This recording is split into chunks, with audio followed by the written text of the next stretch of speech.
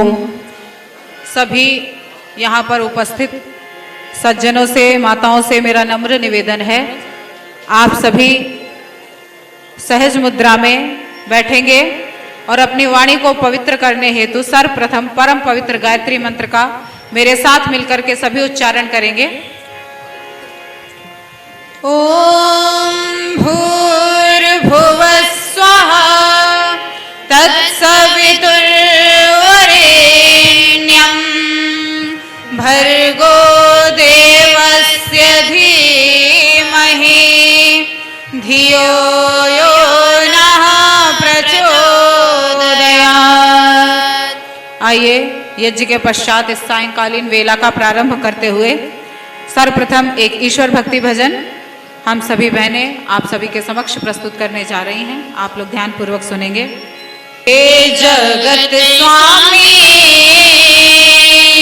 प्रभु जी भेंट धरूं क्या मैं तेरी। हे जगत स्वामी प्रभु जी भेंट धरूं क्या मैं तेरी। हे जगत स्वामी प्रभु जी भेंट धरूं क्या मैं तेरी।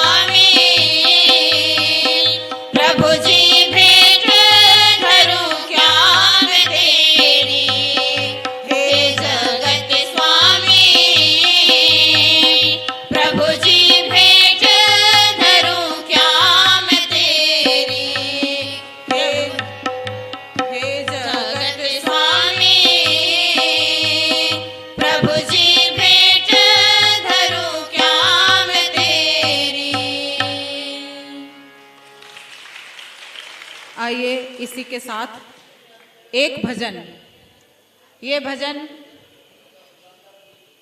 अनुमानतः आप में से किसी ने भी आज तक नहीं सुना होगा। ये भजन बहुत ही सुंदर, बहुत ही सुप्रसिद्ध, अत्यंत उच्च कोटि के विद्वान आर्य समाज से भी उन्होंने, मतलब आर्य समाज के बहुत बड़े भक्त थे वो, पर आर्य समाज से उनका प्रचार नहीं हो पाया। ऐसे कवि नारायण प्रसाद बेताव जी का लिखा हुआ है। इनकी एक अत्यंत प्रसिद्ध रचना है जो आर्य समाज में बहुत प्रसिद्ध है, सभी लोग गाते हैं, लेकिन आपको ये विदित नहीं होगा कि ये रचना किसकी है। अजब हैरान हूं भगवान तुम्हें कैसे रिझाऊं मैं। ये जो भजन है ये भी नारायण प्रसाद बेताव जी का ही लिखा हुआ है। और मैं आपको बता दूं कि ये भजन उन्होंने कब और कैसे लिखा। वो बहुत ही अच्छे कवि, रचनाकार, नाटककार, कहानीकार हुआ करते थे अपने समय के। तो उन्होंने महाभारत नाम का एक नाटक लिखा और उसका दिल्ली के चांदनी चौक पे कई बार मंचन हुआ, कई बार उस नाटक को किया गया।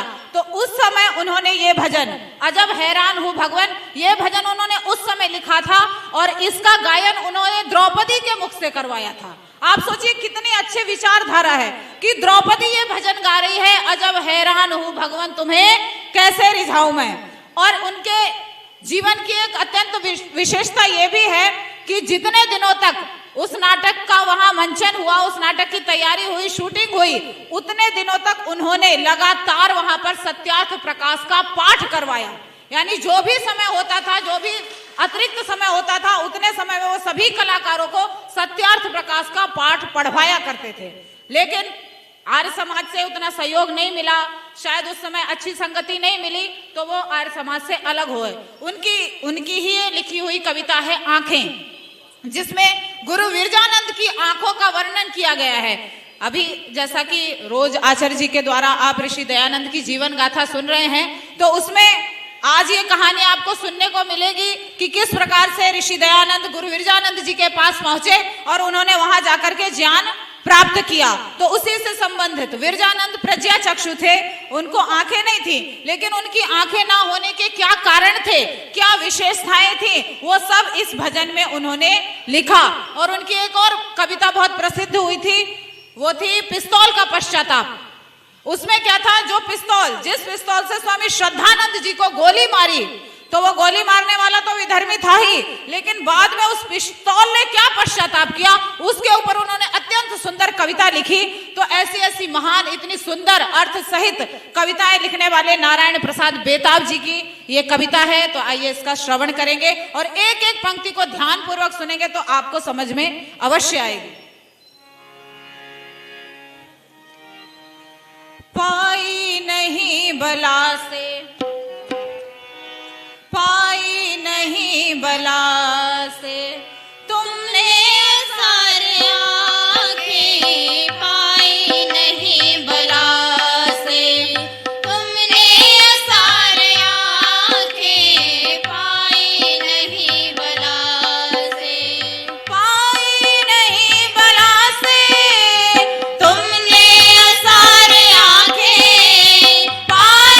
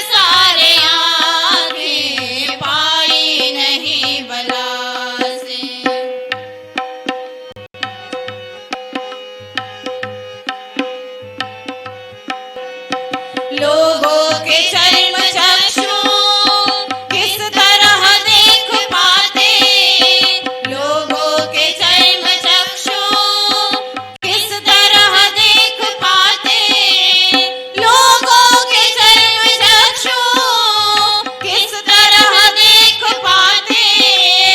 थी चक्षुहीन दृष्टा, थी चक्षुहीन दृष्टा से नित्य चार आँखें पाई नहीं बला से, तुमने सारे आँखें पाई नहीं बला से।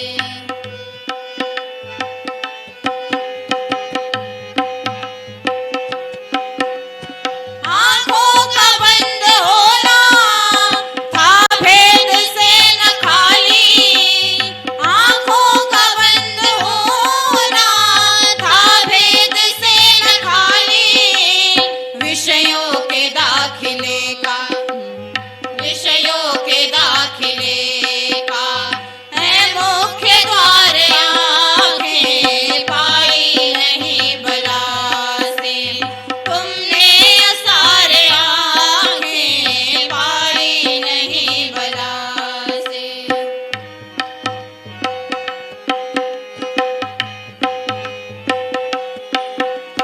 पाए थे ज्ञान चक्षु अत्यंत सूक्ष्मदर्शी, पाए थे ज्ञान चक्षु अत्यंत सूक्ष्मदर्शी, पाए थे ज्ञान चक्षु अत्यंत सूक्ष्मदर्शी। दो किस सुमार में, दो किस सुमार में है कि बेशुमार आँखें पाई नहीं बला से, तुमने सारे आँखें पाई नहीं बला से।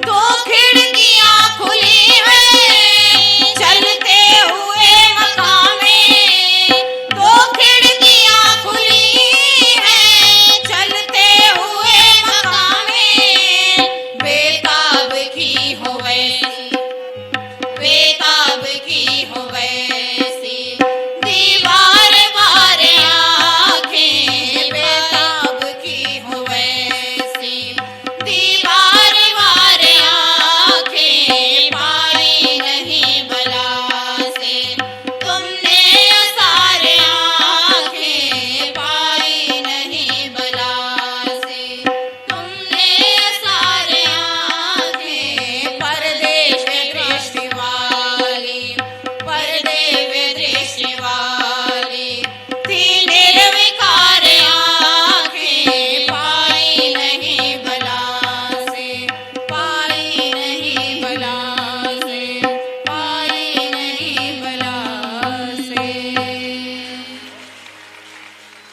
इसी के साथ आप सभी का बहुत बहुत धन्यवाद। इति ओम शम। अधिक समय न लेते हुए बिना भूमिका के यहाँ पर उपस्थित आर्य जगत के वैदिक विद्वान, वेदों के प्रबुद्ध मनीषी, मेरे पितृतुल्य श्रद्धेय आचार्य ज्वलंत कुमार शास्त्री जी इस मंच को बड़ी कुशलता के साथ में गति दे रहे हैं। श्रद्धेय भ्राता, क्या नाम है, चंद्रकांत आर्य जी, इस आर्य समाज के सभी सम्माननीय पदाधिकारीगण, अनेकानेक आर्य समाजों से आए हुए सभी सम्मानित मेरे पितृतुल्य भ्रातृतुल्य सम्माननीय सज्जनों, सम्माननीय मातृशक्ति, गुरुकुलार्ष कन्या विद्यापीठ नजीबाबाद से आई हुई प्रिय ब्रह्मचारिणियों, पूज्य आचार्य जी के चरणों में बैठकर के विद्याध्ययन करने का सुअवसर प्राप्त हुआ है और उस गुरुकुल की प्रथम स्नातिका होने का सौभाग्य मुझे प्राप्त है। उन्होंने मुझे आदेश दिया और उनके आदेश का भला यहाँ से पालन ना हो, ऐसा हो नहीं सकता। इसलिए आइए अधिक कुछ ना कहते हुए एक गीत आपके सामने रख रही हूँ। गीत लंबा है, कुछ शेष गीत कल परसों की जब भी सभा होगी तब मैं रखूंगी। आप सभी गुनगुनाएंगे, साथ में साथ बोलेंगे और तालियों के साथ में साथ देंगे। हमें दयानंद प्यारा है,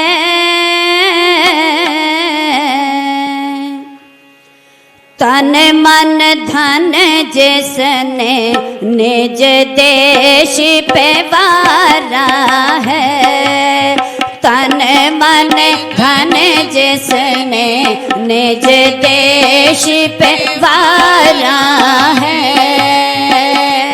हमें दयानंद प्यारा है, हमें दयानंद प्यारा है,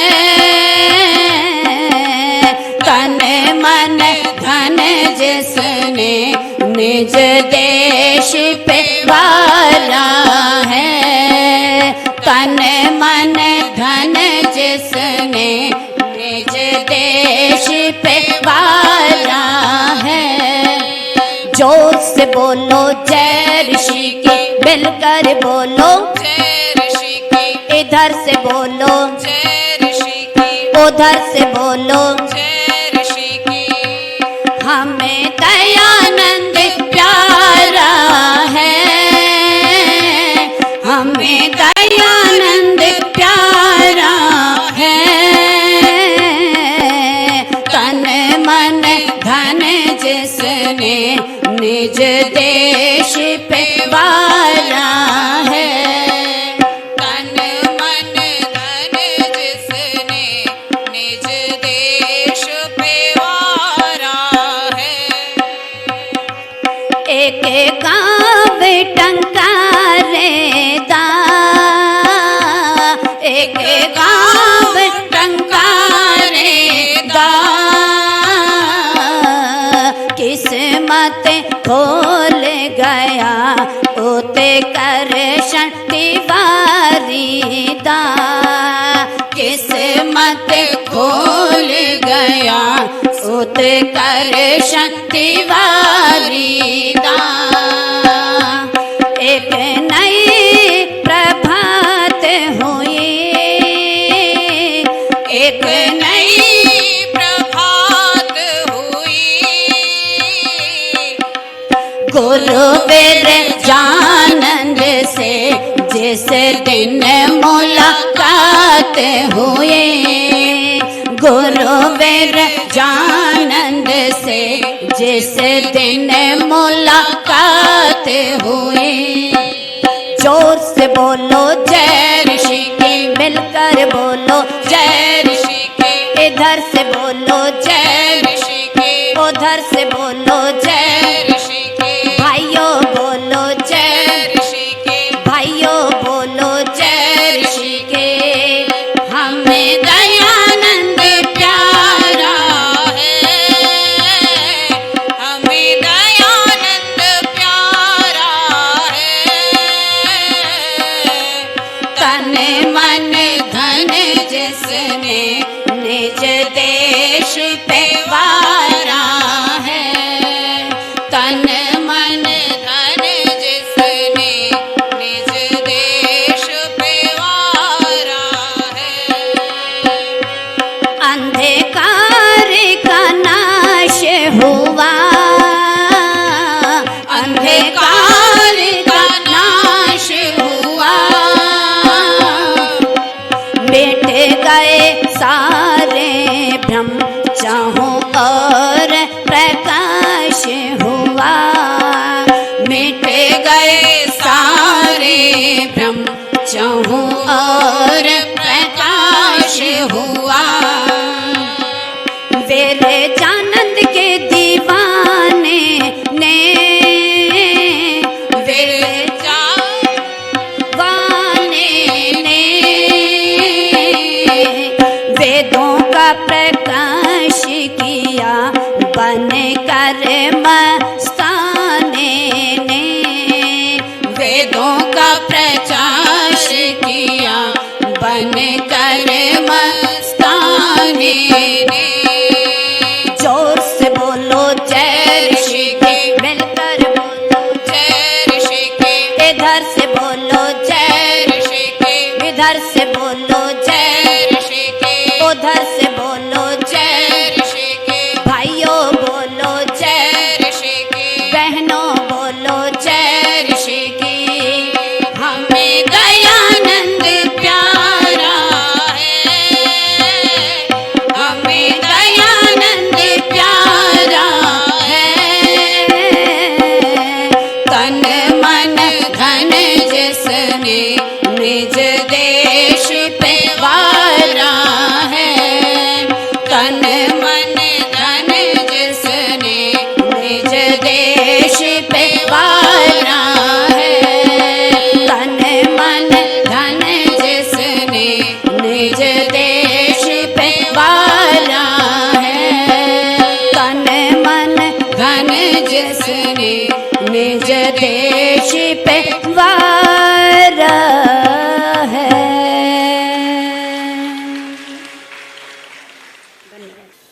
ॐ शन्नो मित्रः शं वरुणः शन्नो भवत्वर्यमा सन्न इन्द्रो बृहस्पतिः सन्नो विष्णुरुक्रमः। ॐ नमो ब्रह्मणे नमस्ते वायो त्वमेव प्रत्यक्षं ब्रह्मासि त्वामेव प्रत्यक्षं ब्रह्म वदिष्यामि ऋतं वदिष्यामि सत्यं वदिष्यामि तन्माम् अवतु तद्वक्तारम् अवतु अवतु माम् अवतु वक्तारम्। ओम शांति शांति शांति। आज के सभा के माननीय सभापति महोदय और कार्यक्रम के संचालक सम्मान्य श्री चंद्रकांत जी, प्रधान आर्य समाज सदर मेरठ, सभी आर्य समाजों के माननीय अधिकारीगण, सदस्यगण, धर्म प्रेमी सज्जन वृंद, माताओं बहनों, धर्म प्रेमी सज्जनों, अभी मुझे बड़ी प्रसन्नता हुई और मेरी प्रसन्नता में आप सब भी सम्मिलित हैं। बहुत सुंदर जो भजन के कार्यक्रम यहाँ आयोजित हुए। प्रसन्नता इस बात की है कि जो गुरुकुल चल रहे हैं उन गुरुकुलों से अभी भी अच्छे स्नातक और स्नातिकाएं निकल रही हैं। ये सबसे बड़ी प्रसन्नता की बात है। और मुझे बड़ी खुशी है कि बेटी शुलभा जो नजीबाबाद आर्ष कन्या गुरुकुल के प्रथम स्नातिका है और जो जिस दूसरी बेटी ने जो एक प्रकार से लीड रोल कर रही है अपने इस बच्चियों का, माद्री, ये भी आगे चल कर के अच्छी भजनोपदेश का निकलेगी। अभी आप सबकी ओर से मैं अपनी ओर से भी इन्हें आशीर्वाद देता हूँ कि ये गुरुकुल ही जब तक चलते रहेंगे हमारे आर्य समाज के विद्वानों की, विदुषियों की कमी कभी नहीं होगी। इस संक्षिप्त आशीर्वाद के बाद मैं स्वामी दयानंद की जीवनी जो चल रही है उसके आगे की कड़ी में आपके सामने रखना चाहता हूँ। मैंने आज के सुबह के व्याख्यान में बतलाया था कि स्वामी जी का जो संन्यास हुआ तो संन्यास की उस काल की जो परंपरा थी उस परंपरा में सन्यासी का नाम परिवर्तन कर देते थे और नाम परिवर्तन के बाद जो उपाधि उनकी लगती थी वो 10 प्रकार की थी। सरस्वती, भारती, तीर्थ, गिरी, पुरी, वन, पर्वत, अरण्य, सागर, इस प्रकार की उपाधियां दी जाती थी। और इन उपाधियों का कोई बहुत प्राचीन इतिहास नहीं है, लेकिन मध्यकाल में ये प्रचलित हो गई थी। और मैंने एक बात कही थी कि इन 10 प्रकार के 10 नामी ये जो सन्यासियों की परंपरा है इसमें 3 के साथ ये नियम था कि ये चाहे दंड को रखें चाहे दंड को छोड़ दें। तो दंड की छोड़ने की भावना होती थी तो उसकी क्रिया भी सन्यास संस्कार के समय ही संपन्न करा ली जाती थी और बाकी लोग तो दंड ग्रहण करते ही थे। मुझे बड़ी प्रसन्नता है कि आप श्रोत्री वृंद में से बहुत अच्छे श्रोता, विद्वान श्रोता उपलब्ध हैं और मैं उनका अभिनंदन करता हूं। उसमें है ए श्री आनंद प्रकाश जी त्यागी।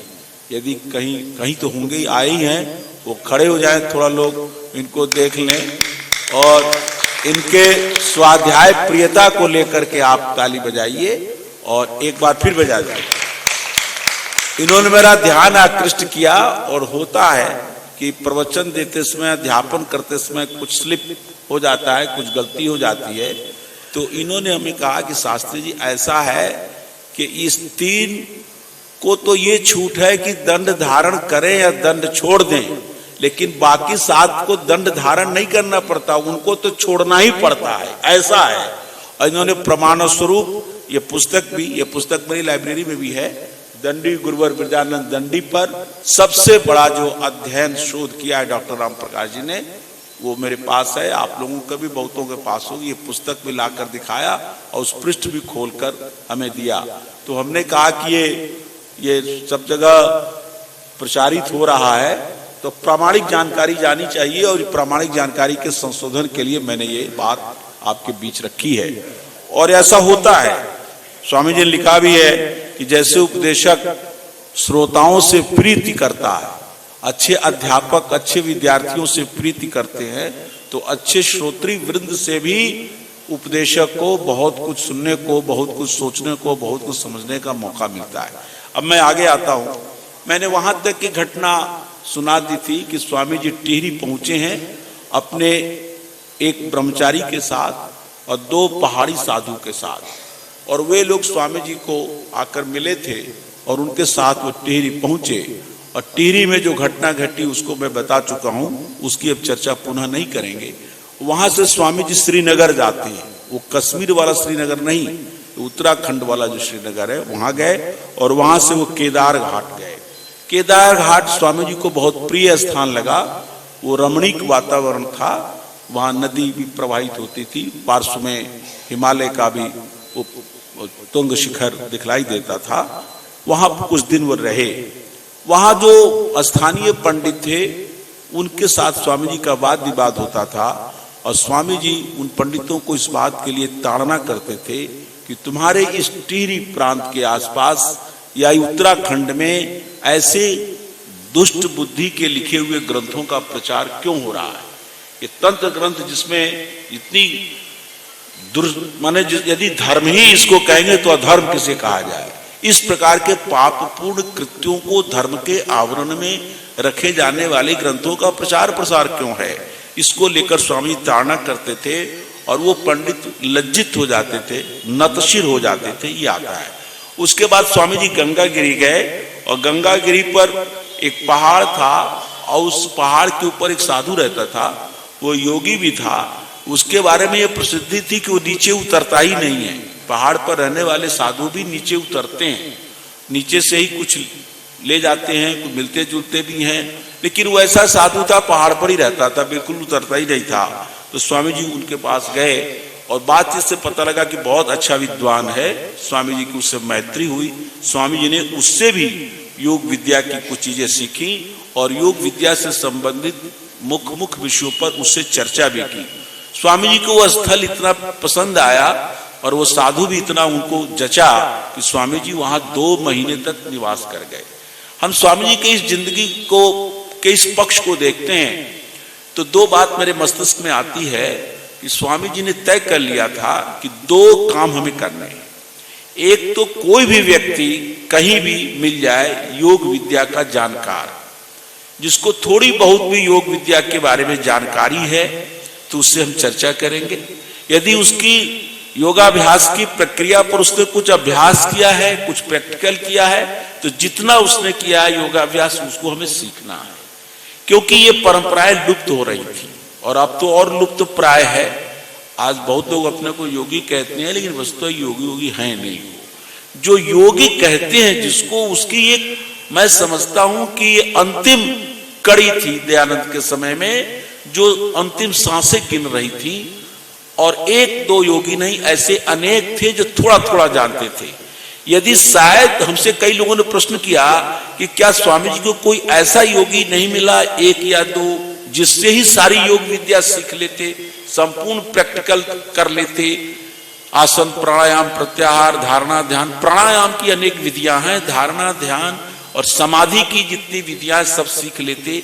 स्वामी जी के जीवन चरित्र को पढ़ने से पता चलता है कि ऐसा कोई 1, 2 या 3 योग गुरु नहीं था जिससे ये रह करके सीख कर कृतकारी हो जाते, अपने को सफलतम मानते।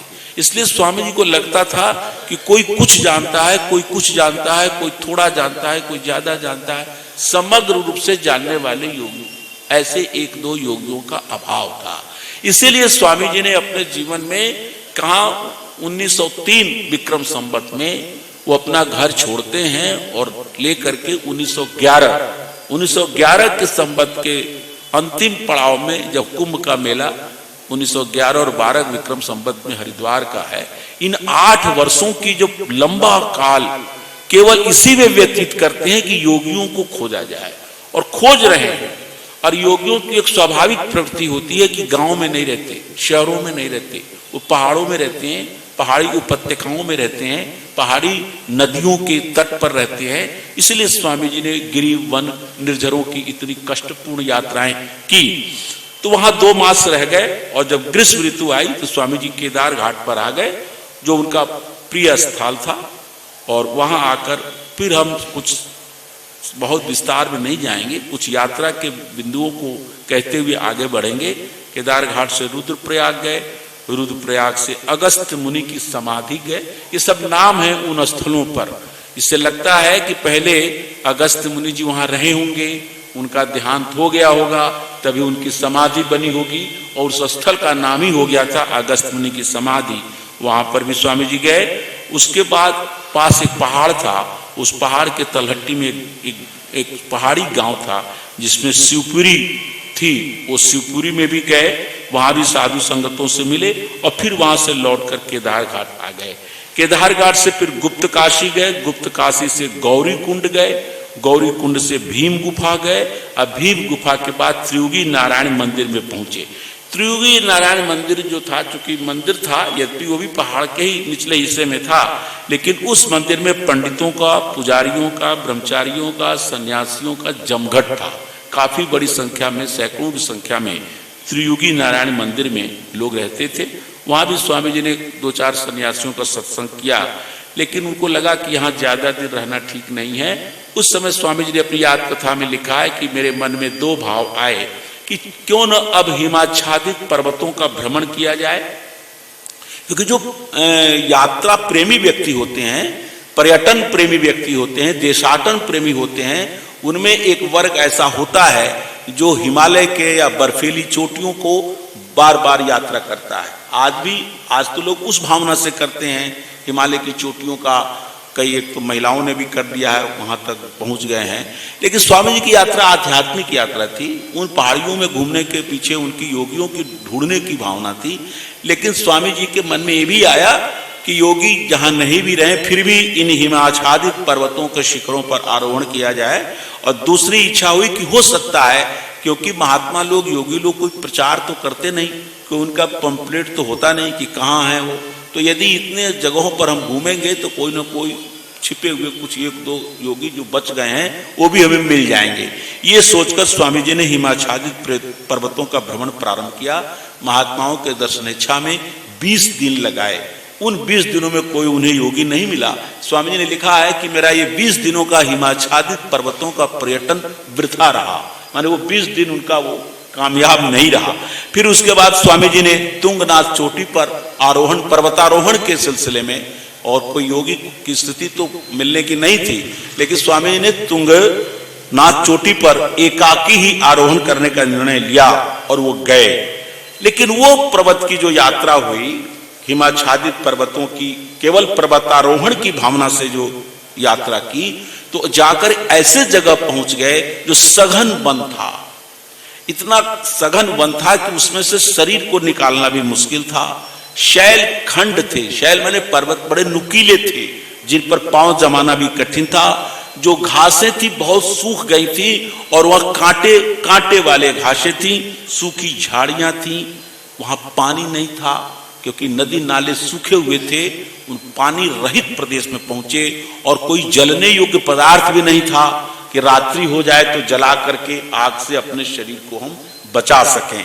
तो बहुत ऐसे कष्टपूर्ण वाली स्थिति पर स्वामी दयानंद पहुंच गए, और वहां उन्होंने लिखा है कि मेरे सामने विकल्प नहीं था कि मैं क्या करूं। तो मैंने सोचा कोई बात नहीं, इन्हीं झाड़ियों से होता हुआ निकलूं। तो उस निकलने से शरीर क्षत विक्षत हो गया, कपड़े फट गए, पांव लंगड़े हो गए। 33 वर्ष 34 वर्ष के पुष्ट दयानंद का शरीर आगे चलकर जो इतने पुष्ट थे, इतने बलवान थे, जब 50 52 53 वर्ष के उम्र में जब रथों को रोक लेते हैं और बड़े बड़े पहलवानों को उनका हाथ पांव दबाने में भी भारी लगता था, वो दयानंद 35 साल की एज में ऐसी स्थिति हो गई पर्वतीय स्थलों की जहां कोई यात्रा करता नहीं है, लंगड़े जैसे हो गए, कोई रास्ता दिखाई नहीं दिया। स्वामी जी लिखते हैं कि मैंने अनुमान किया कि चलो आगे तो निकलना ही है, तो अनुमान से मैं किसी मार्ग का अन्वेषण करते करते दूर चला गया और कुछ दूर में हमें कुछ ऐसा लगा कि अब बस्ती कुछ नजदीक आने वाली है। तब मेरी हौसला अफजाई हुई कि अब मैं उस वन क्रांतार और पर्वत शैलखंडों से निपट गया हूं और आगे चले तो मार्ग ऊखी मठ की ओर जाता था। ऊखी मठ के बारे में आप लोगों ने बहुत सुना होगा, आज भी मठ है वो। ऊखी मठ में स्वामी जी पहुंचे, बहुत संपन्न मठ।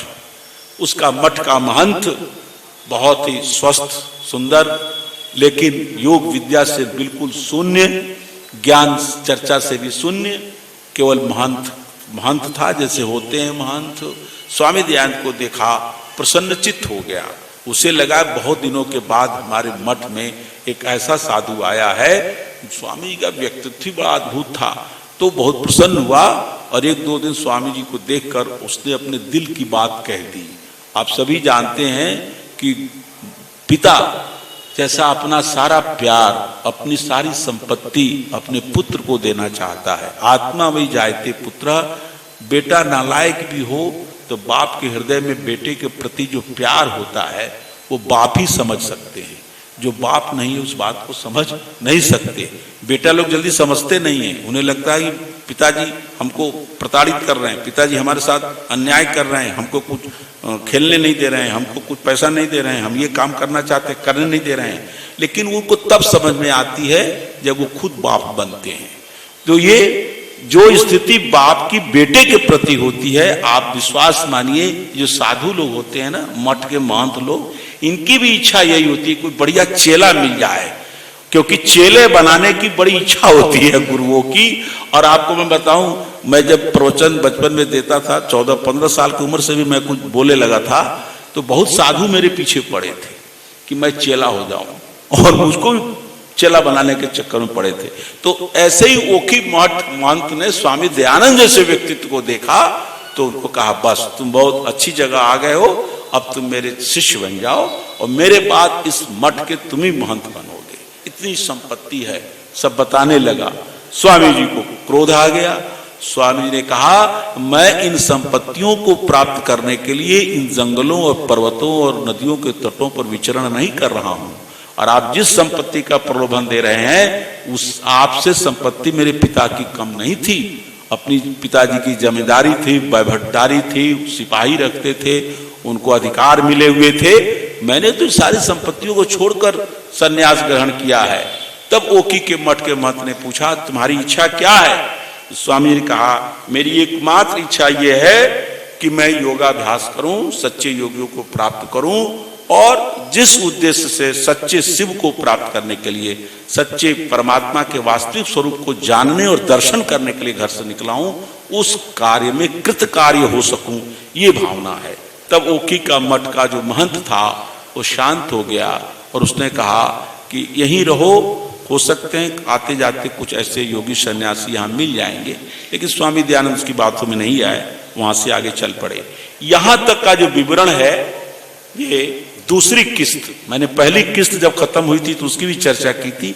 यहां तक का विवरण दूसरी किस्त में स्वामी जी ने लिख करके भेजा था कर्नल अलकाट को, और कर्नल अलकाट ने इसका इंग्लिश ट्रांसलेशन करके दी थियोसोफिस्ट के दिसंबर 1879 की अंक में इसको छापा।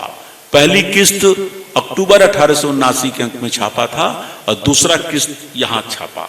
उसके बाद स्वामी जी ने तीसरा किस्त भेजा कुछ महीनों बाद, संभवतः दानापुर पटना से।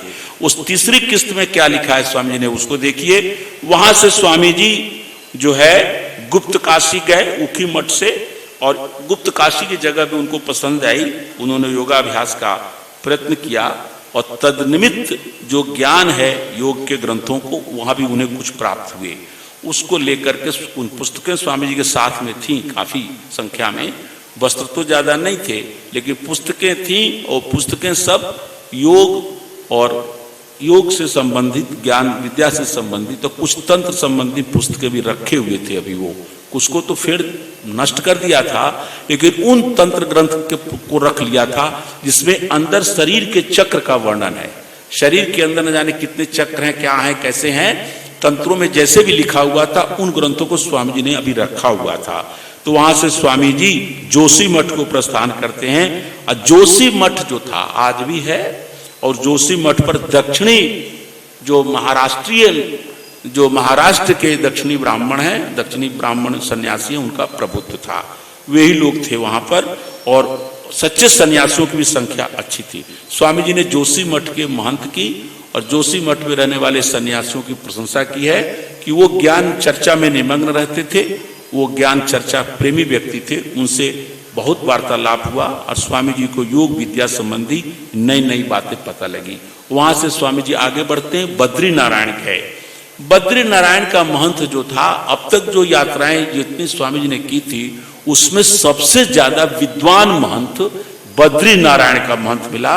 उसका नाम तो नहीं लिखा है, रावल नाम है।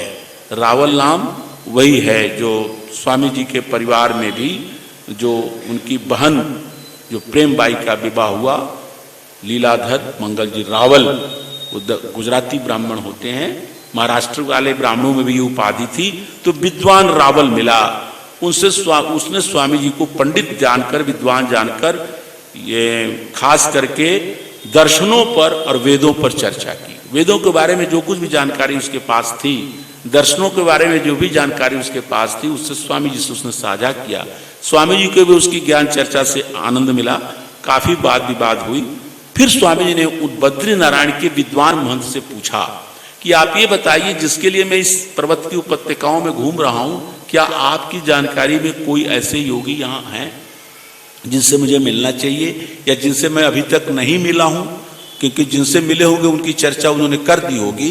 तो विद्वान रावल ने कहा महंत ने कि योगियों के बारे में हमें विशेष जानकारी तो नहीं है, लेकिन ये जानकारी जरूर है कि इस मठ में साल में कई मौकों पर योगी लोग आते हैं, अच्छे योगी यहाँ आते रहते हैं।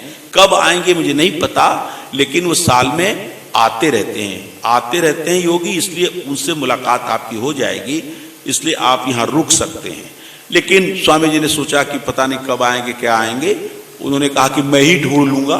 ऐसे कहकर स्वामी जी वहां से चल पड़े और पर्वतीय स्थलों में ऐसे योगियों के अन्वेषण की चेष्टा करते हुए स्वामी जी ने 1-2 दिन रह करके यात्रा प्रातः काल प्रारंभ कर दिया।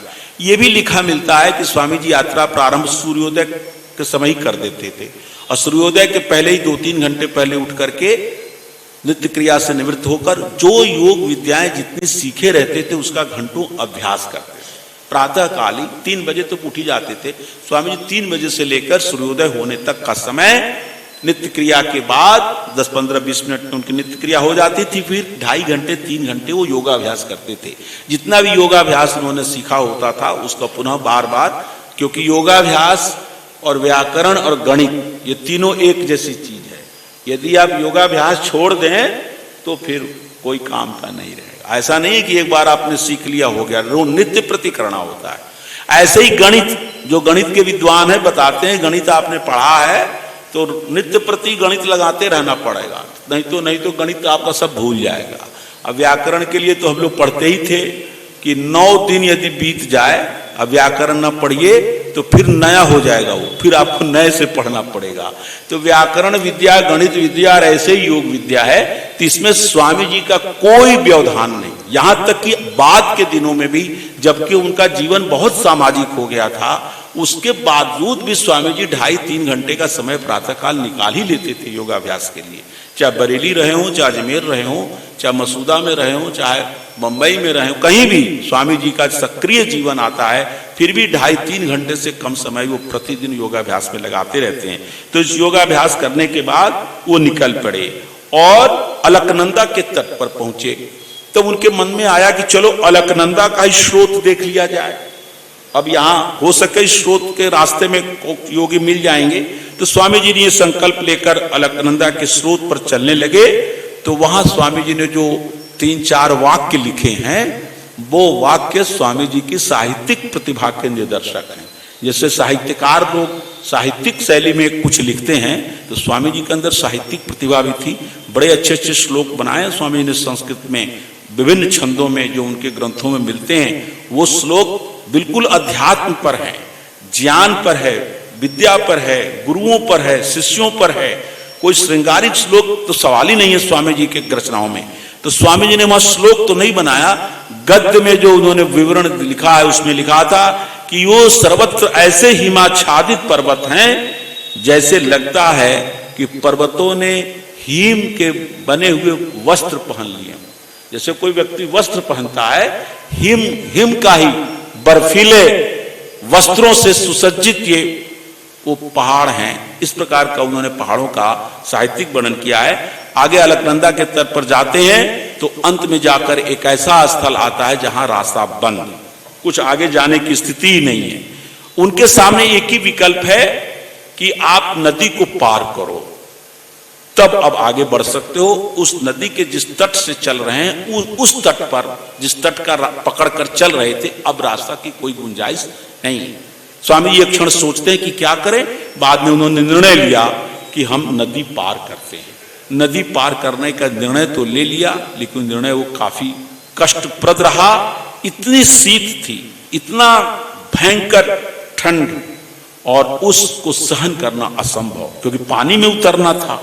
अब पानी में उतरते हैं तो देखते क्या है कि जो पानी गहरा तो ज्यादा नहीं है, क्योंकि गहराई तो केवल कहीं 1 हाथ कहीं 2 हाथ, यही स्वामी जी के शब्द में बोल रहा हूं। और चौड़ाई भी कोई ज्यादा नहीं है, अधिकतम 10 हाथ, 10 हाथ चौड़ाई पाट और 2 हाथ गहरा जल।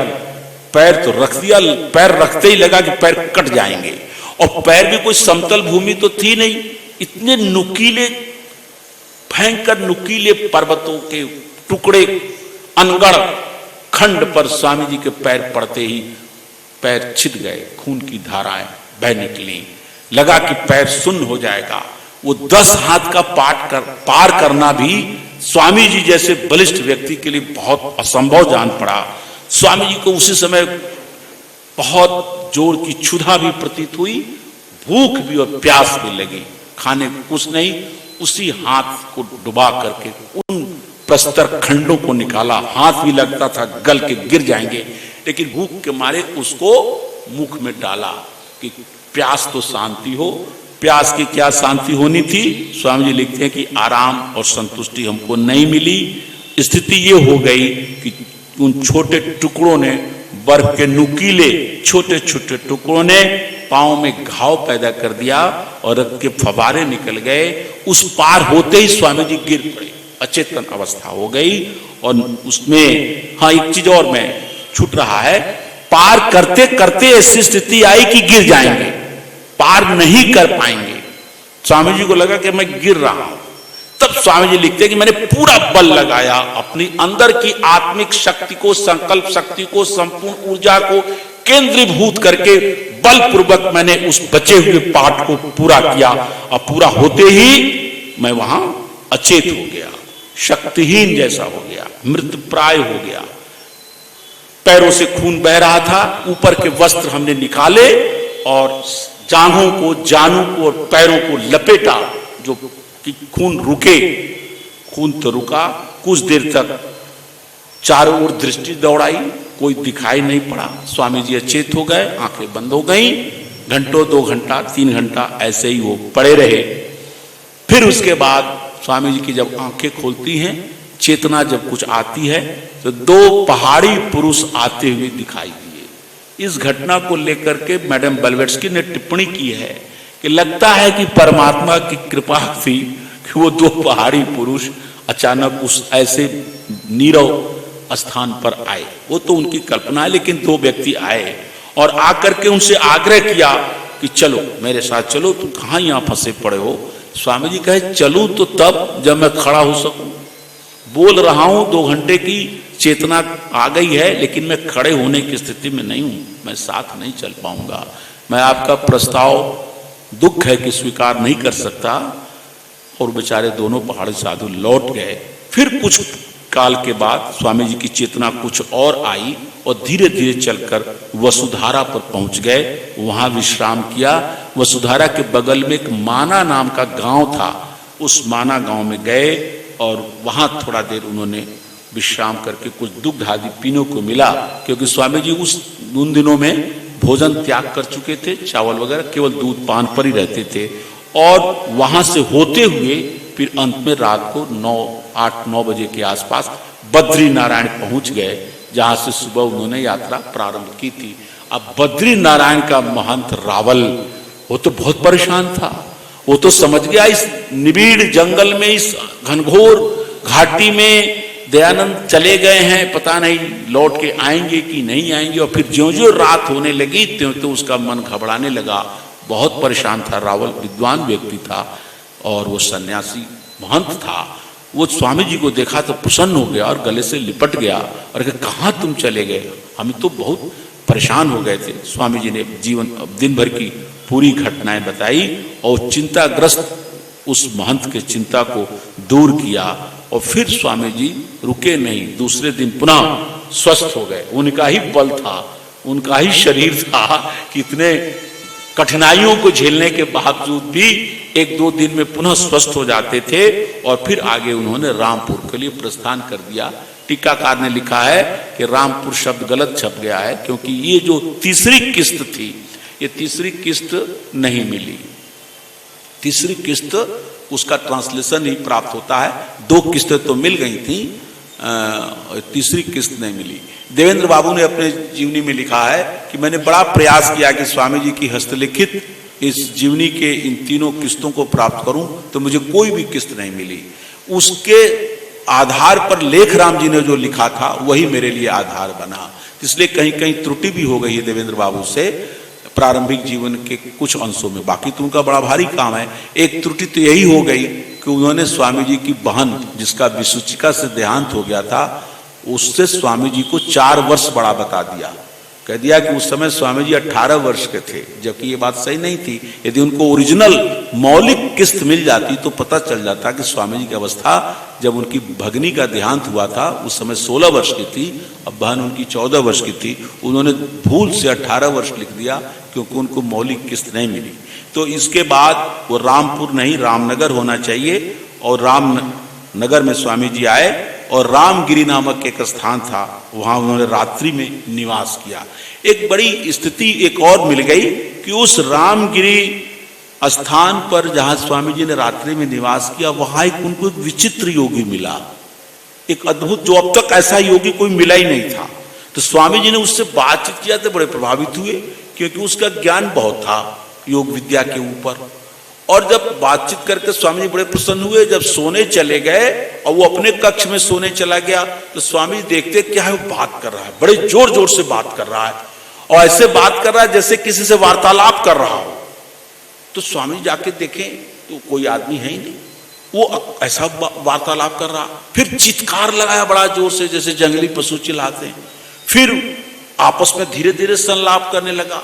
तो स्वामी जी ने देखा कि तो सो बिल्कुल रहा ही नहीं है, ये कैसा विचित्र योगी है। बात करने में योग विद्या का कुछ जानकार प्रतीत होता है, लेकिन ये रात भर जागता है, रात भर बात करता है। तो दूसरे दिन स्वामी ने अगल बगल लोगों से पूछा तो कहा कि इसकी यही प्रकृति है, ये सोता ही नहीं है, ये 24 घंटा में 1 मिनट नहीं सोता है, ये रात भर ये ऐसे ही चिल्लाता है, चित्कार करता है, बातचीत करता है, पता नहीं किससे बात करता है। लगता है कि जैसे वो मध्यकाल के नाटक थे, तो नाटकों में आता है कि कथोपकथन हो तो कहीं तो पात्र होता है तब आदमी बात करता है। और कुछ संस्कृत के ऐसे भी नाटक हैं कि पात्र कोई है ही नहीं, एक ही आदमी बात करता है। अच्छा तुम ये कह रहे हो, अच्छा तब ये जवाब, अच्छा तुमने सुन लिया। माने एक ही व्यक्ति संवाद प्रतिसंवाद इस तरीके से वो बात कर रहा था। तो स्वामी जी ने फिर उस एक आदमी रुके वहां, फिर स्वामी जी ने परख लिया, क्योंकि योग विद्या तो ये भी काफी जान गए थे, काफी योगाभ्यास कर चुके थे। स्वामी जी ने ये परख लिया और अपने टिप्पणी दी कि ये व्यक्ति योग विद्या का जानकार तो है, लेकिन लगता है कि योग भ्रष्ट हो गया है, योग की जिस अवस्था को आगे पहुंच जाना चाहिए वहां ये पहुंचा नहीं है, अभी इसकी गति नहीं है और कुछ विक्षिप्त हो गया है। विक्षिप्त मूढ़ चित्त होने के कारण ये रात्रि भर संलाप करता रहता है और सोता नहीं है, फिर भी जीवित है, लेकिन जो योग के कारण जो स्थिति मिलनी चाहिए इसको प्राप्त नहीं है। तो स्वामी जी ने सोचा यहां रहना मेरा व्यर्थ है, ये सोचकर स्वामी जी वहां से चले आए। अब वहां पर स्वामी जी ने लिखा है काशीपुर आए, यही काशीपुर उस द्रोण सागर पहुंचे और संपूर्ण शरद ऋतु वहीं बिताई। हिमालय पर्वत पर स्वामी जी ने वहां एक बात की है कि इन हिमालय पर्वतों पर घूमते हुए मेरे मन में एक बार ये भावना आई थी कि मैं शरीर का त्याग कर दूं। अब मैं जो कुछ सीखना था सीख लिया है, अब मैं शरीर देह का त्याग यहीं हिमालय में अपने को झोंक दूं, यहीं गल पच जाऊं। जैसे महाभारत में लिखा है ना, सब युद्ध हो गया, सब कुछ हो गया, तो युधिष्ठिर जी अपने पांचों पांडवों और द्रौपदी जी के साथ गए और हिमालय में के में गिरते चले गए, हिमालय में गल के मर गए। उनकी मृत्यु ऐसे ही हुई थी। तो स्वामी जी के मन में एक क्षण की बात आई, लेकिन स्वामी जी का सौभाग्य था या देश का सौभाग्य था, स्वामी जी क्या, स्वामी जी के तत्क्षण उनके मन में दूसरा विचार आया कि नहीं, ये ठीक नहीं है। देह को त्याग करना, हिमालय में शरीर को गलाना बुद्धिमत्ता का कार्य नहीं होगा। जो ज्ञान हमने प्राप्त किया है, अभी स्वामी जी को महसूस हुआ कि मुझे कुछ और ज्ञान प्राप्त करना है। और उन्हें लगा कि जैसे योग की लगभग मैंने प्राप्त कर लिया है बहुत कुछ, और बाकी अपने अभ्यास से कर लूंगा, लेकिन ज्ञान प्राप्ति उनको लगा कि अभी मुझे कम है। अभी पूर्ण ज्ञान प्राप्ति करने के बाद ही मैं देह त्याग का निर्णय करूंगा। ये सोचकर स्वामी जी वहां से मुरादाबाद आते हैं, मुरादाबाद से संबल, और संबल से गंगा किनारे गढ़मुक्तेश्वर पर स्वामी दयानंद जी आ जाते हैं। गढ़मुक्तेश्वर में आते हैं स्वामी जी, गढ़मुक्तेश्वर के तट पर चल रहे हैं। चलते चलते उन्होंने देखा एक शव, एक लाश को बहते हुए देखा। अब स्वामी जी के साथ कुछ वस्त्र हैं और पुस्तकें हैं।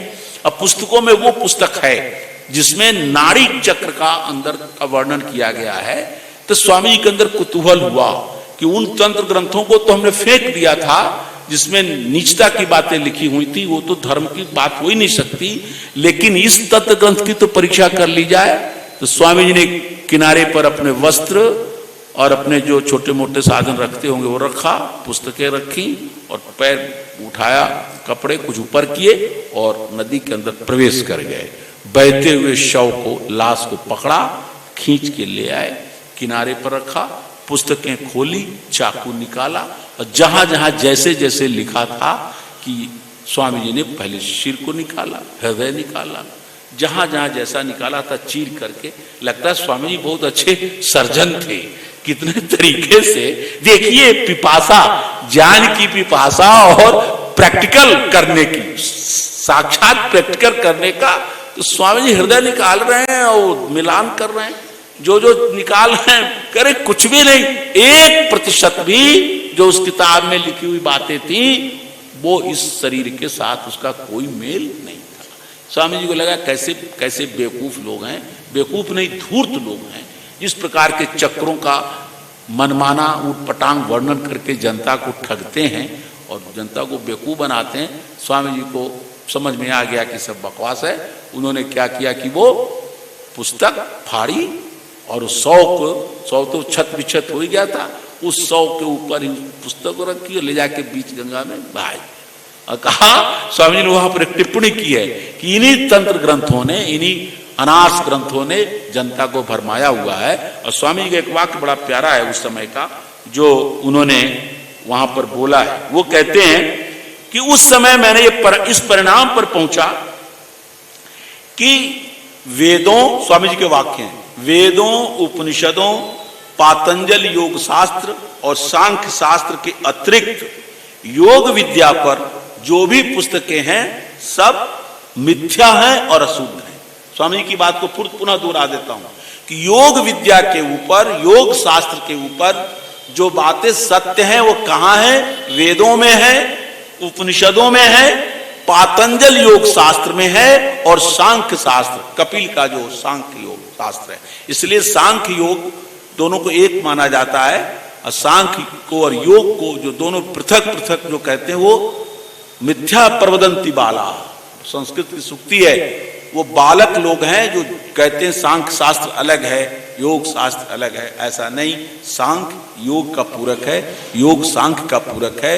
और कपिल मुनि जिन्होंने सांख्य दर्शन की रचना की, पतंजलि मुनि जिन्होंने योग दर्शन की रचना की, और जिसके आधार पर रचना की वे हैं उपनिषद और वे हैं वेद। तो स्वामी जी इस परिणाम पर पहुंचते हैं कि वेद, उपनिषद, पातंजल योग दर्शन और कपिल के सांख्य शास्त्र के अतिरिक्त योग विद्या पर, अध्यात्म विद्या पर जो कुछ लिखा हुआ है वो मिथ्या और अशुद्ध है। फिर उसके बाद स्वामी जी गंगा तीर पर विचरण करते हुए फर्रुखाबाद पहुंचते हैं, श्रृंगवेरपुर जिसका नाम श्रृंगीरामपुर है, वहां पहुंचते हैं और वहां से पुलिस की छावनी होते हुए वो पूर्व दिशा में बढ़ते हैं, जो दिशा कानपुर जाने वाली होती है।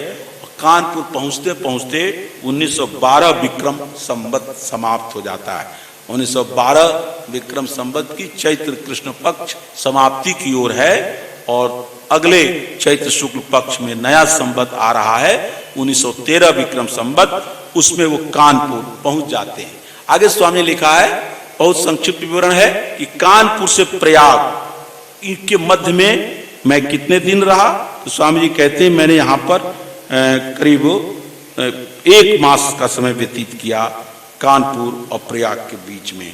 और उसके बाद स्वामी जी प्रयाग के बाद मिर्जापुर जाते हैं और मिर्जापुर में भी 1 मास रहते हैं और वहां से विंध्याचल जाते हैं। वहां का प्रसिद्ध असोल जी का मंदिर में 1 महीना वहां भी रहते हैं। फिर आश्विन महीने के प्रारंभ में स्वामी जी काशी पहुंचते हैं और काशी में वो एक गुफा है, उस गुफा में जाते हैं। उस गुफा की जो मालिक था उसका नाम था भवानंद और वो उसकी एक, वहां भी अहमदाबाद में भी उसकी एक आश्रम था जहां स्वामी जी कुछ दिन रहे थे। और बाजी बिढब नगरी उसकी बेटी थी, पिता और पुत्र दोनों अच्छे साधक थे, उनकी एक गुफा थी, उस गुफा में स्वामी जी गए और जाकर लिखा है कि वहां उन्होंने 12 दिन रहे। ये काशी की उनकी पहली यात्रा थी। ध्यान रहे स्वामी जी ने काशी में जो प्रसिद्ध शास्त्रार्थ किया वो काशी के दूसरे बार आगमन पर किया था। पहली बार के आगमन में काशी में कोई शास्त्रार्थ नहीं है, 12 दिन निवास कर रहे हैं, भवानंद सरस्वती से योग विद्या पर चर्चा हो रही है। हाँ, काशी के जो उस समय प्रसिद्ध पंडित थे उनका नाम काकाराम शास्त्री था, एक राजा नाम शास्त्री थे, दोनों दक्षिणी द्राविड़ पंडित थे, उनसे स्वामी जी ने चर्चा की है। और उसके बाद स्वामी जी फिर आगे निकल जाते हैं और आश्विन महीने के शुक्ल पक्ष में वो दुर्गा कुंड के मंदिर पर पहुंचते हैं। ये दुर्गा कुंड काशी वाला दुर्गा कुंड नहीं है, ये चुनार है। चुनार के पास गए वो और वहां दुर्गा कुंड पर वो रहे, वहां उन्होंने 10 दिन रहे और बीच में कुछ दिनों तक चावल खाना शुरू कर दिया था, फिर चावल खाना उन्होंने छोड़ दिया, केवल दूध पर रहने पर ही रह गए और केवल 2 ही चीज करते हैं स्वामी जी, दिन रात योग विद्या के अध्ययन करना और उसका अभ्यास करना, ये काम में स्वामी जी लगे हैं और कोई काम उस समय वो कर नहीं रहे। इस समय एक बात और हो गई कि उस मिर्जापुर के इलाके में घूमते हुए स्वामी जी को पता नहीं कहां से एक दोष लग गया। अब वो दोष हुआ भंग पीने का। लगता है कुछ ऐसे साधु रहे होंगे जो भंग घोटते हैं और स्वामी जी को आदत पिला दी। और हम तो बनारस में 7 वर्ष रहे, हमने भांग कभी नहीं खाया, पान नहीं खाया, लेकिन आपको बनारसी आदमी मिलेगा वो भांग का गोला बना कर रोज शाम को एक गोला खा लेता है और बनारसी पान तो गली गली में है। तो स्वामी जी को लगता है भंग के आदत वहां पड़ गई थोड़ी सी। और एक बार स्वामी जी एक शिवालय में चले गए जो वहीं चुनार के पास था और रात्रि के समय वहां व्यतीत किए और भंग के गोले के नशे में अचेत हो गए। तो स्वामी जी के पूरे जिंदगी में हमें 2 गलतियां मिलती हैं इतने बड़ी जिंदगी में। एक तो अपने पिता से झूठ बोले, बाकी पूरे जीवन भर झूठ नहीं बोला। और दूसरी गलती यही आ गई कि मिर्जापुर के इस अंचल में आके भांग खा, ज्यादा दिनों तक नहीं रही आदत, भांग खा लिया। और भांग के नशे में, भांग का नशा कोई शराब का नशा नहीं होता, भांग एक औषधि ही है, लेकिन ज्यादा खा ली जाए तो थोड़ा अचेत हो जाता है। स्वामी जी सो गए और सो गए तो आज तक कभी स्वामी जी ने कोई सपना नहीं देखा था। ये स्वप्न वही लोग देखते हैं जिनकी निद्रा ठीक से नहीं आती। निद्रा जो होती है जागृत स्वप्न सुसुप्ति, जब ठीक से निद्रा आ जाए, आप सबको अनुभव होगा कि अपने जीवन में कुछ दिन ऐसा होता है, कुछ रात ऐसी होती है खूब बढ़िया नींद आती है, आदमी सो के उठता है, कहता हा खूब बढ़िया सोच। सुखम अहम अस्वापसम न किंचित अवेदिशाम, कि आज इतना सुखपूर्वक सोए कि कुछ पता ही नहीं चला। तो ये अच्छी निद्रा है। अब वो निद्रा जिसमें आप सपना देख रहे हैं, सपना वाली निद्रा जो होती है वो ठीक निद्रा नहीं होती। तो स्वामी जी के जीवन में ठीक वाली निद्रा जो हमेशा आती थी, योगी थे, वो तो सोए तुरंत उठ गए, रात भर बढ़िया सोकर 2 घंटा 3 घंटा 4 घंटा जो भी। लेकिन उस दिन जो सोए तो स्वप्न देख रहे हैं भंग के नशे में। और क्या स्वप्न देख रहे हैं कि महादेव जी पार्वती जी दोनों बैठे हुए हैं, विचार कर रहे हैं। तो पार्वती जी क्या कह रही हैं, जो कहती हैं महिलाएं वही कह रही हैं कि हे महादेव जी, ये जो ब्रह्मचारी है साधु, इस दयानंद, इसका विवाह हो जाता तो अच्छा था। जो महिलाएं यही तो कहती है, किसी को देखती है किसी का अच्छा बाल बच्चा है, ठीक ठाक ब्याह हो गया, तो महादेव जी कह रहे नहीं नहीं, इसका ब्याह नहीं होगा, ये भांग खा लिया, इसका ब्याह नहीं होगा। उसके बाद स्वामी जी की नींद खुल जाती है। अब नींद खुल जाती है तो स्वामी जी ने लिखा है कि मैंने बहुत दुख प्रकट किया, बहुत मुझे खेद हुआ, अरे ये कहां से मैंने ऐसे स्वप्न देखे। स्वामी जी को बड़ा कष्ट हुआ इस स्वप्न देखने का, कि फिर बहुत दुख हुआ। स्वामी लिखते हैं और उसी समय बहुत जोर की मूसलाधार बारिश होने लगी। उस मूसलाधार बारिश में जिस शिव मंदिर में रुके थे, उस बारिश से थोड़ा बचने के लिए और बरामदे की ओर बढ़े, और वहां जाकर उन्होंने क्या देखा कि एक विशाल नंदी बनी हुई है। नंदी समझते हैं ना, जो शंकर जी के लिए नंदी बनाते हैं लोग, बैल, एक विशाल बहुत बड़ी नंदी बनी हुई है। तो स्वामी जी ने देखा कि नंदी आगे की ओर है, वर्षा की धारा वहां तक छींटे आ रही हैं, इसलिए पीछे चले गए, जहां वृष कहते हैं बैल को, नंदी को भी। तो जहां पीछे का हिस्सा आ गए तो वहां पानी के छींटे नहीं आ रहे थे। फिर देखा उन्होंने कि पोला है, अंदर से पोला है ये नंदी और पीछे से खाली है। तो स्वामी जी ने उसमें झांक कर देखा और हाथ बढ़ाया तो उसमें एक आदमी बैठा हुआ था। वो आदमी क्यों बैठा था, कैसे बैठा था, ये तो नहीं लिखा स्वामी जी ने, लेकिन स्वामी जी का बलिष्ठ हाथ जब पहुंचा उसके अंदर, वो घबरा गया, वो निकल कर भागा बड़ी तेजी से।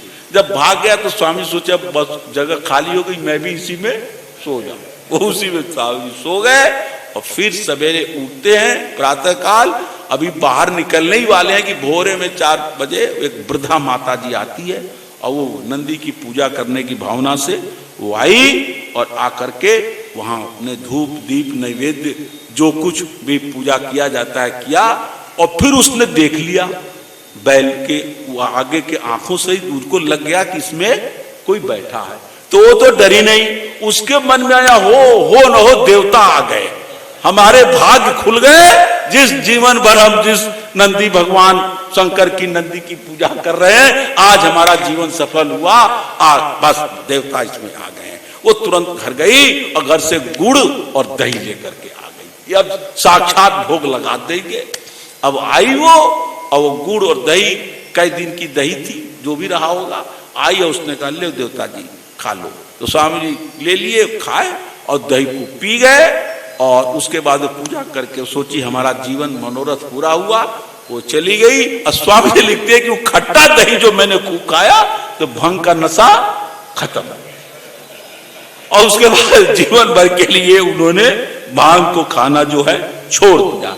तो मैं समझता हूं कि उस बेचारी वृद्धा माता को, चलो उसको चाहे जो भी हुआ हो, एक दयानंद जैसे व्यक्ति को उसने गुड़ और दही खिला दी, इसका पुण्य तो उसको मिल ही गया। और उसके बाद स्वामी जी आगे लिखते हैं, फिर आगे बढ़े और ऐसे दिशा में चल दिए जहां पर्वतीय 2 पुरुष आए और उनसे उन्होंने कहा कि मेरी झोपड़ियां हैं, वहां आप चलिए। स्वामी जी का नहीं, हम झोपड़ी में हम नहीं जाएंगे। तो कहा कि आप यहाँ कैसे रात्रि में व्यतीत करें, क्योंकि वहां से आगे निकल चुके थे, वृष्ण नंदी से आगे निकल करके। तो उन्होंने कहा जैसे भी तुम मेरी चिंता छोड़ो, तुम आगे जाओ। तो फिर उसने नहीं माना, वो बहुत कृपालु व्यक्ति था, उसने 2 व्यक्ति वहीं छोड़ दिए कि रात भर इनकी रक्षा करना, और अग्नि जला दी जिससे कि जंगली पशु न आने पाए और शीत की ऋतु इनको बाधित न करे। मैं समझता हूं कि मैं अपने प्रवचन को यहाँ पर विराम दूं, शायद ये ठीक रहेगा, क्योंकि भांग का नशा भी खत्म हुआ है और देवी वृद्धा माता जी का जीवन सफल हुआ। दयानंद को गुड़ और दही खिला करके। तो मैं अपने प्रवचन को यहीं पे विराम देता हूँ, आगे फिर चर्चा करेंगे। आपको बहुत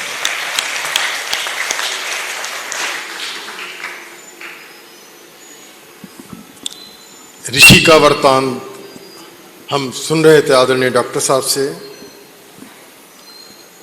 जो महापुरुष होते हैं वो कोई भी बात को छुपाते नहीं हैं। उनके अंदर कोई दोष है तो उस दोष को भी वैसे ही प्रकट करते हैं जैसे कि अपने गुणों को प्रकट करते हैं। एक और महापुरुष हैं स्वामी श्रद्धानंद, जिनका नाम हम जानते हैं। जो मैं उनके बारे में जब चर्चा करता हूं कि -100 से +100 पहुंचे हैं स्वामी श्रद्धानंद जी, मुंशी राम से श्रद्धानंद बनने की जो उनकी पूरी प्रक्रिया है। तो जो भी महापुरुष हुए हैं जिन्होंने सत्य को अपने जीवन में अपनाया, जिनके जीवन में संकल्प आरूढ़ हो गए, वही महापुरुष बने हैं। और उन्हीं लोगों ने अपनी जीवनी में इस तरह की बातें रखी हैं। तो महर्षि दयानंद का जब हम जीवन चरित्र पढ़ते हैं, सुनते हैं, श्रवण करते हैं, तो सारी बातें निष्पक्ष होकर वो प्रकट हो जाती हैं। और आप देखिए कि कितने संकल्पित हैं। जैसे कि आदरणीय डॉक्टर साहब ने बताया है कि योग को सीखने की ही उनकी जो पिपासा है, वह ही उसके लिए वो कितनी कितनी कष्ट उठाने के लिए तैयार है। और हम लोग तो अगर थोड़ा बहुत योग टेलीविजन के माध्यम से या किसी योग जो सिखाने वाले आज तो बहुत हैं, उनके माध्यम से अगर हम थोड़ा बहुत सीख जाते हैं तो हमें लगता है बस हम तो बस पूरे योगी हो गए हैं। और अब उधर स्वामी जी को देखिए कि कितना कितना उनके अंदर योग आ चुका था, बचपन से ही आ चुका था। उसके बाद भी सीखते रहते हैं, सीखते रहते हैं, नए नए लोगों के पास जाते रहते हैं, किसी प्रलोभन में नहीं आते। तो आज का ये वृत्तांत यहाँ पर डॉक्टर साहब ने विराम दिया है। तो कोई पॉज आ गया है ताकि वो उस जगह विराम दें, बाकी कल फिर हम सुनेंगे। अब मैं आज के कार्यक्रम के अध्यक्ष, हमारे मेरठ जिले में मेरठ की जो केंद्रीय आर्य सभा है उसके अध्यक्ष आदरणीय मेहंदी रत्ता साहब, उनसे मेरा आग्रह है, कृपया वे अध्यक्ष उद्बोधन से हम अनुग्रहित करेंगे। ओम ओम। सर्वप्रथम इस आयोजकों का मैं सबसे पहले धन्यवाद देना चाहता हूं कि बहुत ही सुंदर ये व्यवस्था बनाई है इन्होंने, जो है साथ साथ इन्होंने जो है दयानंद जी के जीवन चरित्र का जो है इन्होंने चित्रण करा रहे हैं। बचपन में शुरू में मैंने जब पढ़ाई शुरू करी तो मुझे गाइडेंस दी गई कि महापुरुषों की जीवन चरित्र पढ़ें। तो मैंने कई जीवन चरित्र पढ़े, लेकिन दयानंद जी का जीवन चरित्र मुझे पढ़ने का सौभाग्य बहुत बाद में मिला। और उस सौभाग्य के साथ साथ जो अब सौभाग्य मिल रहा है डॉक्टर साहब के सौजन्य से, डॉक्टर साहब के सानिध्य में, वास्तव में ये वो पढ़ा हुआ भी जो है रह जाता है। और जो है मैं डॉक्टर साहब का बहुत बहुत धन्यवाद देना चाहता हूँ कि जो सरल शब्दों में और जिस हिसाब से, और वो श्रोताओं को भी अपने साथ जोड़ लेते हैं और श्रोताओं की भी मान लेते हैं, ये इनका बहुत ही बृहद गुण है। और मैं इनको बहुत बहुत साधुवाद देते हुए बहुत बहुत धन्यवाद देता हूँ, अभिनंदन करता हूँ। और साथ में जो ब्रह्मचारिणियों ने और शुल्बा जी ने जो भजन सुनाए हैं, वास्तव में बहुत ही सुंदर भजन है। और ये मैं पहले भी इनके भजन सुन चुका हूँ, और लेकिन आज जो इन्होंने जिस ओज से सुनाया वास्तव में बहुत ही बढ़िया रहा। और मैं चाहूँगा कि आगामी सत्र में भी ये हम लोगों का मार्गदर्शन करते रहें और करती रहें। और जो मंच पर हमारे आचार्यगण बने हैं, मैं इनका भी अभिनंदन करता हूँ। और साथ में जब तक कि श्रोता ना हो तो मैं समझता हूँ कि वो वक्ता के लिए वो अधूरा रह जाता है।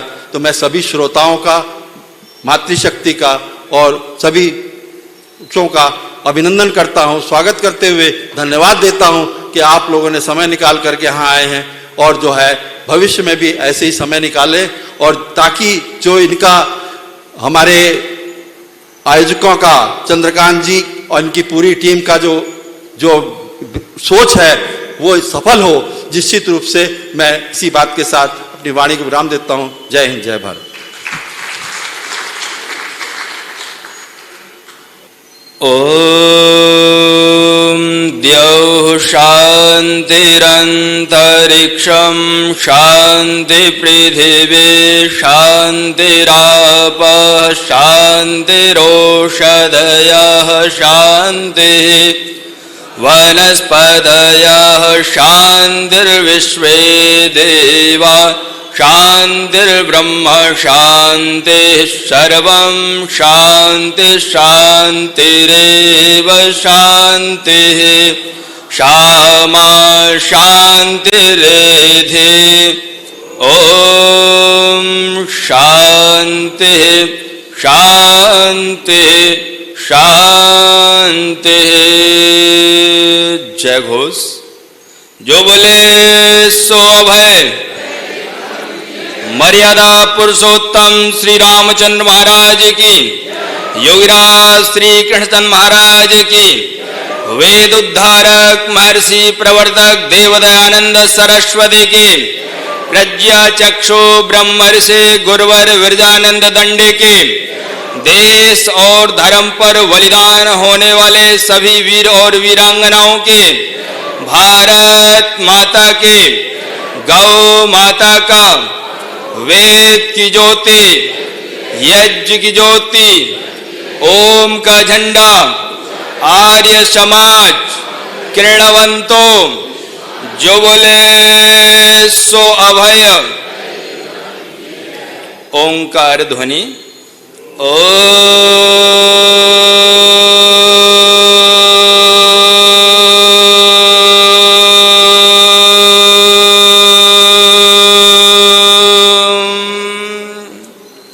वैदिक अभिवादन। सभी को सादर नमस्ते जी।